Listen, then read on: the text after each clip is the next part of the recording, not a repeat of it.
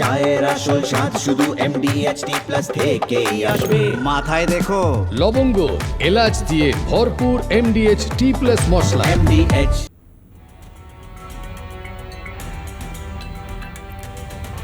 এবং এই মুহূর্তে যে খবরের দিকে আমরা নজর রাখবো, সংশোধনী বিল বিধানসভায় পঞ্চায়েত আইন সংশোধনী বিল, সেই সংশোধনী বিল পেশ পঞ্চায়েত মন্ত্রী দিলীপ ঘোষের।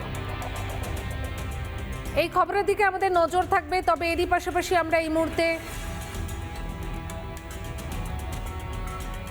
আমরা যে প্যাকেজ খবরের দিকে নজর রাখছি, যে সেবাশ্রয় নিয়ে ভুরি অভিযোগ। ভাইপো অভিষেক বন্দ্যোপাধ্যায়ের বিরুদ্ধে আরও একটি FIR হয়েছে এবং সেখানে যে FIR যে অভিযোগটা রয়েছে, যে একটি রিসর্ট দীর্ঘদিন ধরে দখল করে রাখা ছিল। আর সেই রিসর্ট শুধু দখল করে থাকা নয়, সেখানে সেবাশ্রয় ক্যাম্পে যারা চিকিৎসক ছিলেন, সেই চিকিৎসক এবং কর্মীদের থাকা খাওয়ার খরচও বহন করতে হয়েছে ওই রিসর্টকে।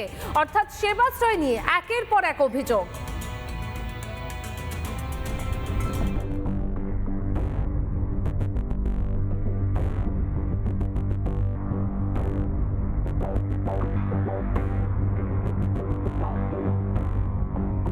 ইতিমধ্যে দাঁড়িয়ে রয়েছি কৈলার যে ক্রিক যে ক্লাব বা রিসর্ট, সেখানে আর সেবাশ্রয় ক্যাম্পে মোট 36টি রুমের মধ্যে এই যে পরপর লন দিয়ে যে রুমগুলো রয়েছে, 36টি রুমের মধ্যে 22টি রুম নিয়েছিল সেবাশ্রয় ক্যাম্পে ব্যবহারের জন্য। যারা কর্তৃপক্ষ রয়েছে বা যারা দায়িত্বে রয়েছে, অ্যাডভাইজার সহ যে ম্যানেজার রয়েছে, তাদের বক্তব্য যে তারা কিন্তু কোনো গেস্টকে তারা এই আর বুক করতে পারেনি বা দিতে পারেনি, কারণ যেহেতু সেবাশ্রয়ে চিকিৎসকেরা ছিল এই সব রুমে। তাপ নিয়ন্ত্রিত যে রুম, যে এখানে যে তাপ নিয়ন্ত্রিত রুম, পাশাপাশি এরকম প্রায় একাধিক অর্থাৎ 22টি রুম নেওয়া হয়েছিল। রুম ভাড়া সহ খাবারের বিল মূলত বাকি রয়েছে, এমনটাই দাবি কর্তৃপক্ষদের। 30 লাখ টাকার মতো টোটাল খাওয়া দাওয়া সবকিছু নিয়ে যে বিলটা, সেটা আমরা এখন অব্দি রিকভার করতে পারিনি। এই সেবাশ্রয় এখানে একটা ক্যাম্প হয়েছিল, সেখানে তার অফিসিয়ালস যারা আছেন তারা এখানে থাকবেন, খাওয়া টাকা তাদের ট্রান্সপোর্টেশন সব মিলে দিলে একটা বিল হয়েছে। দেখা করলে বলে যেটা বলা হচ্ছে যে ক্লাবের ক্ষতি হবে, ক্লাবের ক্ষতি হতে পারে। 20 থেকে 30 লক্ষ টাকা বাকি পড়ে রয়েছে। যখনই চাওয়া হতো তখনই মিলতো হুমকি। পাশাপাশি বিভিন্ন খাবে, ধরুন বিভিন্ন কোনো অনুষ্ঠানে তাদের কাছ থেকে টাকা চাপ দেওয়া হতো। পাশাপাশি যেমন টাকা না দিতে পারলে যেমন হুমকি থ্রেডের সম্মুখীন হতে হতো এই কর্তৃপক্ষদের। এবং এই সকল রুম কিন্তু বা এই যে খাওয়া, তা কিন্তু প্রায় বিনামূল্যে চলেছে, এমনটাই দাবি কর্তৃপক্ষের। টাকা চাওয়া মানে যখন যেমন প্রোগ্রাম হতো তখন সেই টাকা ইয়েটা ধরতো প্রোগ্রামের উপর অনুদান হিসাবে। তো ব্যবসা করতে গেলে অনুদান, ধরুন 20-22টা রুমে তো আমাদের গেস্ট ছিল, 20-22টা রুমের গেস্ট ছিল, 110 জন মতো। আদৌ কি যে টাকা বকেয়া পড়ে রয়েছে সেই টাকা আদৌ পাবে না সম্পূর্ণ জলে যাবে, এমনই কিন্তু প্রশ্নচিহ্ন থেকে যাচ্ছে। কৈলান থেকে রাজু মুখার্জি রিপোর্ট, রিপাবলিক বাংলা। ভাইপো সেবাশ্রয়ে চিকিৎসার নামে ছেলে খেলা হয়েছে, একের পর এক আইন লঙ্ঘন হয়েছে। বিধানসভায় এ নিয়ে অভিযোগ করেছিলেন ফলতার বিজেপি বিধায়ক দেবাংশু পণ্ডা। আর এদিন মুখ্যমন্ত্রী বিধানসভায় বিবৃতি দিলেন সেবাশ্রয় নিয়ে। সেবাশ্রয়ে অনেক দুর্নীতি হয়েছে এবং যারা অভিযুক্ত তাদের কাউকে রেয়াত করা হবে না, বললেন মুখ্যমন্ত্রী শুভেন্দু অধিকারী। সেবাশ্রয় নিয়ে আজকে বিধানসভায় বিবৃতি দিলেন মুখ্যমন্ত্রী শুভেন্দু অধিকারী। এবং সেবাশ্রয় নিয়ে যেভাবে দুর্নীতি হয়েছে তা নিয়ে ইতিমধ্যেই ডায়মন্ড হারবারে FIR দায়ের হয়েছে। এবং তার পাশাপাশি দেখা যায় রাজ্য পুলিশের CID, STF এবং দক্ষিণ 24 পরগনা জেলা পুলিশ এবং তার সাথে স্বাস্থ্য বিশেষজ্ঞদেরকে নিয়ে ইতিমধ্যেই কিন্তু তদন্ত প্রক্রিয়া শুরু হচ্ছে। এবং এর নামে যে কার্যত দুর্নীতি হয়েছে সেই বিষয়টাও কিন্তু আজকে বিধানসভায় তুলে ধরেন মুখ্যমন্ত্রী। এবং অভিষেক বন্দ্যোপাধ্যায়কে তিনি চিটিংবাজ ভাইপো সেই বলেও কিন্তু আক্রমণ করেন। কিভাবে ক্ষতি করেছে দেখুন এই চিটিংবাজটা, দেখুন বাচ্চাটার হাত গেছে, দেখুন আরেকটা বাচ্চাকে কিভাবে বিকলাঙ্গ করেছে, দেখুন এই দিদির পাটা গেছে, দেখুন এবং এই সেবাশ্রয় নিয়ে যে দুর্নীতি হয়েছে তা তদন্ত করে যারা দোষী রয়েছে তাদেরকে যথাযোগ্য যে শাস্তি সেই শাস্তি দেওয়া হবে সেই কথাও কিন্তু জানান মুখ্যমন্ত্রী।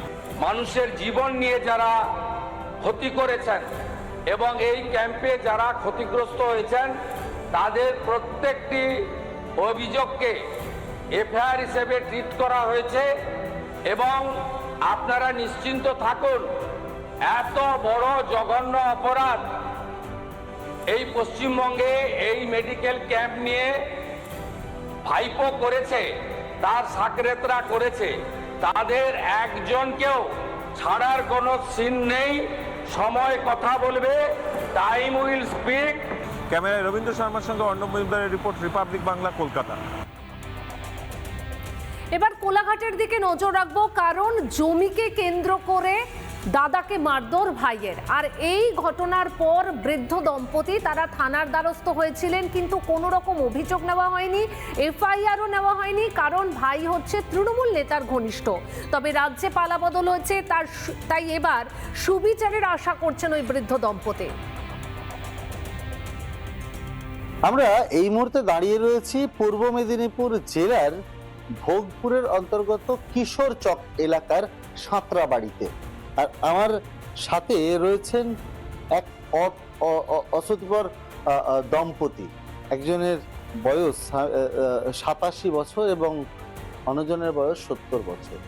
এবং এই পরিবারের ওপর দীর্ঘদিন ধরে কিন্তু চলছে নানান অত্যাচার। এক পারিবারিক বিবাদের জেরে বারবার ধরে এনাদেরকে কিন্তু নানা অত্যাচারের সাক্ষী থাকতে হচ্ছে। অভিযোগ যে বারবার পুলিশের কাছে অভিযোগ জানানো হলেও এখনই কোনো পদক্ষেপ করা হয়নি। তার কারণ যার সাথে মূলত বিবাদ তিনি পূর্বতন তৃণমূল বিধায়কের অত্যন্ত ঘনিষ্ঠ ছিলেন, আর সেই কারণেই পুলিশ কোনো পদক্ষেপ এতদিন পর্যন্ত করেননি। আর যার কারণেই তাদের বারবার সমস্যায় পড়তে হচ্ছে, বারবার তারা আইনের দ্বারস্থ হয়েও কিন্তু তাদের ফিরে আসতে হয়েছে। আমি কিছু প্রতিবাদ করতে গেলেই আমাকে জোর করে সুযোগ মারে। মানে কেন প্রতিবাদ, কিসের প্রতিবাদ করতে? এই ঘর বাড়ি এসে আমি হয়তো রান্নাঘর করবো, আমার জায়গা আছে, সবই আছে, পুরোনো রান্নাঘর ভেঙে করবো তাও করছি। মানে জমি সংক্রান্ত বিবাদ?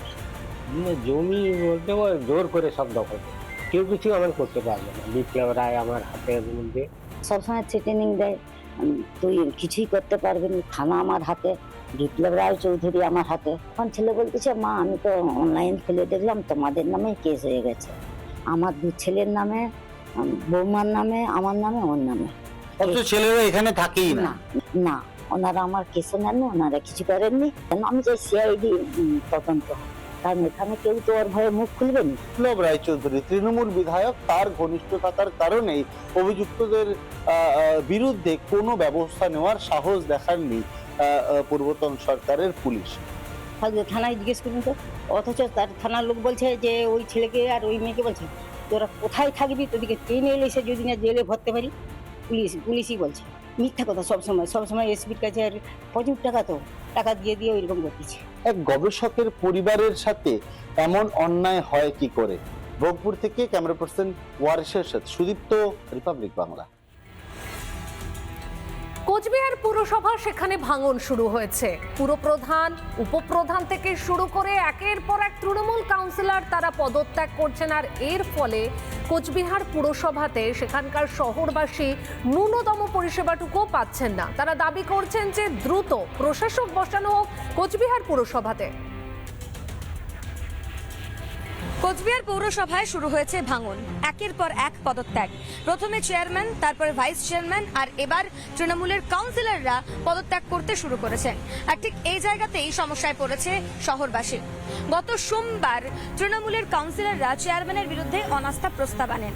পৌর পরিষেবা ঠিকমতো দিতে পারছেন না চেয়ারম্যান, এই অভিযোগ তুলে অনাস্থা প্রস্তাব আনা হয় চেয়ারম্যানের বিরুদ্ধে। পৌরসভার যিনি ভাইস চেয়ারম্যান রয়েছেন তিনিও ইস্তফা দিয়ে দিলেন। আর এবার দেখা যাচ্ছে অজ্ঞাত কারণে তৃণমূলের যারা কাউন্সিলররা রয়েছেন তারা এক এক করে ইস্তফা দিচ্ছেন।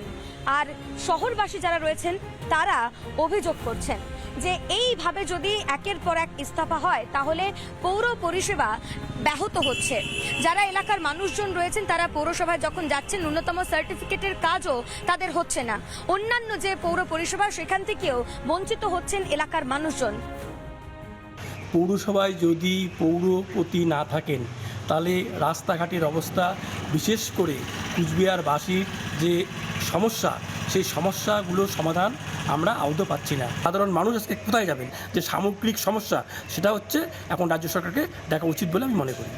অবিলম্বে পৌর প্রশাসক বসিয়ে পৌরসভাকে সচল করা হোক, এমনটাই দাবি জানাচ্ছেন কোচবিহার শহরবাসী। পর দুদিনের মধ্যে 15 জন কাউন্সিলর পদত্যাগ করেছেন, পৌরপতি, উপপৌরপতি সমেত। তাই স্বাভাবিকভাবেই অচল অবস্থা আগেই ছিল, এখন আনুষ্ঠানিকভাবে হলো। আমরা চাই মানুষের পরিষেবা পাক, মানুষ ন্যূনতম পরিষেবা পৌরসভাবাসী সেই পরিষেবা দিতে ব্যর্থ ছিল প্রশাসনের মাধ্যমে। এবার পুরসভার বাসিন্দারা পরিষেবা পাবে। ক্যামেরায় অতন্য নাগের সঙ্গে রুমকি দে, রিপাবলিক বাংলা। কুশমুন্ডির Barabheta Narayanpur junior high school, সরকারি একটা স্কুল বন্ধ হয়ে গেল। তৃণমূল জমানাতে সরকারি স্কুলগুলো নিয়ে যে উদাসীনতা ছিল সরকারের, তাতে একের পর এক স্কুল বন্ধ হয়ে গেছে। এই স্কুল, সেখানে কোনো পড়ুয়া ছিল না, একজন মাত্র শিক্ষক ছিল, আর সেই শিক্ষককেও হাই স্কুলে বদলের সিদ্ধান্ত নেওয়া হয়েছে।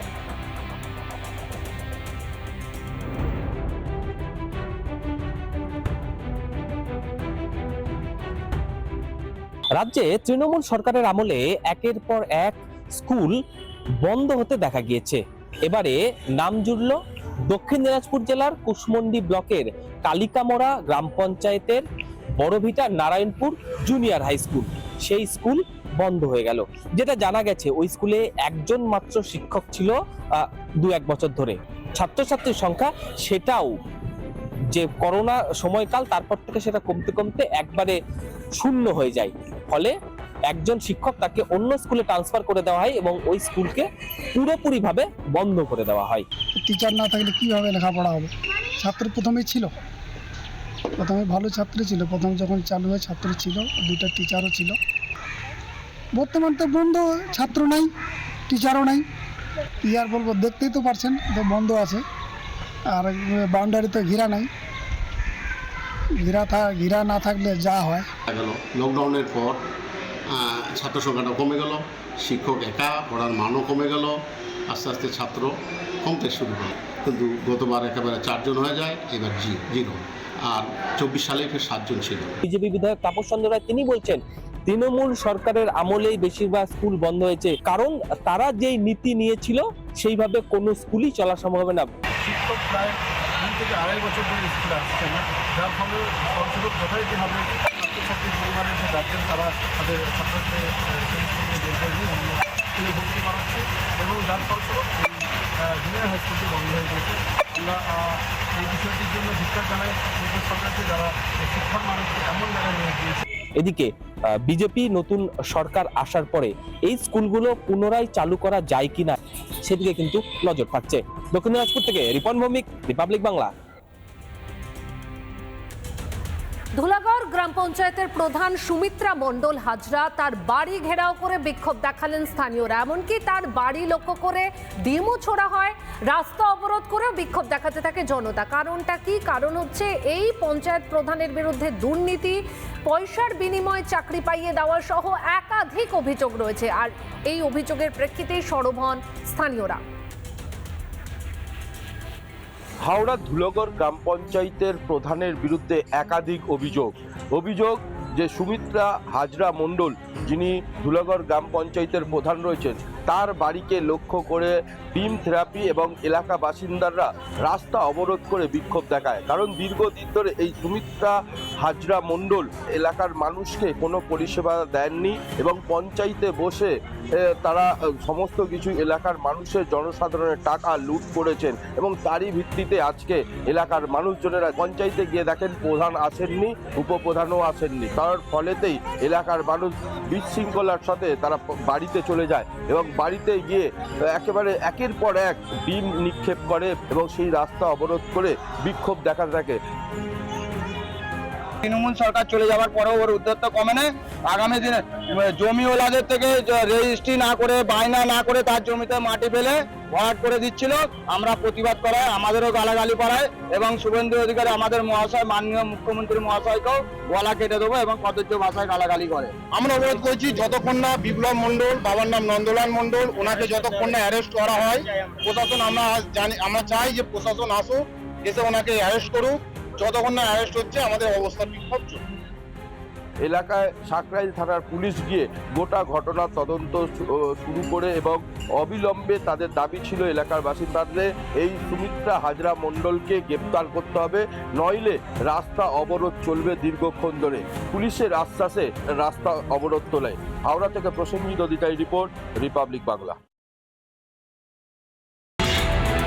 স্বাস্থ্য আর নিউট্রিশন পাবে, শরীরও স্ট্রং হবে, অল্প খেলেই পেট ভরে ডাইজেশন ঠিক রাখে। MDH সোয়াটিন, আসল প্রোটিন। MDH